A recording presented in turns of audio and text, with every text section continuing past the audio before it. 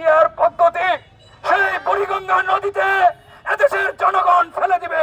এদেশের জনগণ পিয়ার বুঝে না, এদেশের জনগণ বুঝে। তারা মার্কা দেখে, তাদের প্রার্থী দেখে তারা ভোট সিল মেরে ভোট দিবে, তাদের নেতা নির্বাচন করবে, তাদের এলাকার সন্তানকে নেতা বানাবে। শহীদ রাষ্ট্রপতি জিয়া রহমান মজলুমের পক্ষে সংগ্রাম করেছেন, মজলুমদের জন্য বিএনপি প্রতিষ্ঠা করছে। পিয়ার পদ্ধতি এক আজগুবি পদ্ধতি। ইসরায়েলে পিয়ার পদ্ধতিতে ভোট হয়। ইসরায়েলে এদেশের মানুষ কি ইসরায়েলের পদ্ধতিতে ভোট দিবে?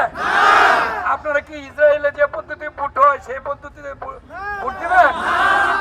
পিয়ার পদ্ধতিতে হইল আপনার কে প্রার্থী কেউ জানবে না, বুঝতে পারছেন? এখন একজন আপনারা ধরেন ভোট দিবেন, কোন একটা মার্কায় ভোট দিবেন। এই ধরেন আমাদের ময়মনসিংহ 10 গফরগাঁও এবং পাগলা থানা, এইখানে বিএনপি একজন প্রার্থী দিবে তো নাকি না? দিবে না?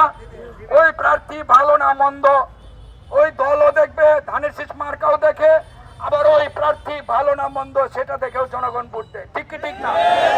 আর পিয়ার পদ্ধতিতে ভোট হইলে এখানে কোনো প্রার্থী থাকবে না, বুঝতে পারছেন? তো এটা কি মানা যায়? যদি তারপর পিয়ার পদ্ধতিতে ভোট হইলে এই আপনার দিনাজপুরের একজন, গাইবান্ধার একজন বা পঞ্চগড়ের একজন এখানের এমপি হয়ে যাইতে পারে।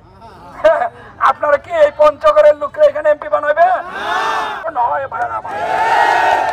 আপনারা দয়া করে বিএনপির প্রতি মানুষের যে আস্থা রয়েছে, যে মানুষের যে প্রত্যাশা তৈরি হয়েছে, আপনারা সেই প্রত্যাশা পূরণে আপনারা দয়া করে নিরলসভাবে কাজ করবেন।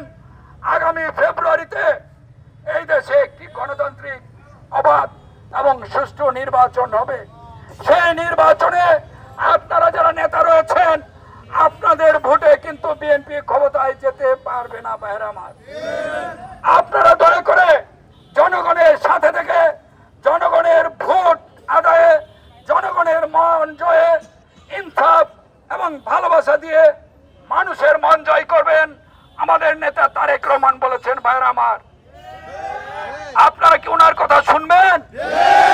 দয়া করে আগামী নির্বাচন জনগণের ভোট আদায়ে আপনারা সকলেই দিন রাত পরিশ্রম করবেন, জনগণের সাথে থাকবেন, জনগণের পাশে থাকবেন। ভাইরা আমার, সাধারণ মানুষ, আমি পৃথিবীতে দুটি শ্রেণী, একটি হলো জালিম, আরেকটি হলো মজলুম।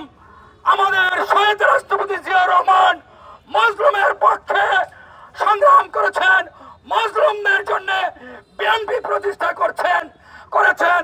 আমাদের দেশনেত্রী বেগম খালেদা জিয়া মজলুম নেত্রী, আমাদের নেতা বিএনপির মাননীয় ভারপ্রাপ্ত চেয়ারম্যান এদেশের মজলুম জনগণের পক্ষে। আমি মজলুমদের পক্ষে, জালিমদের বিপক্ষে।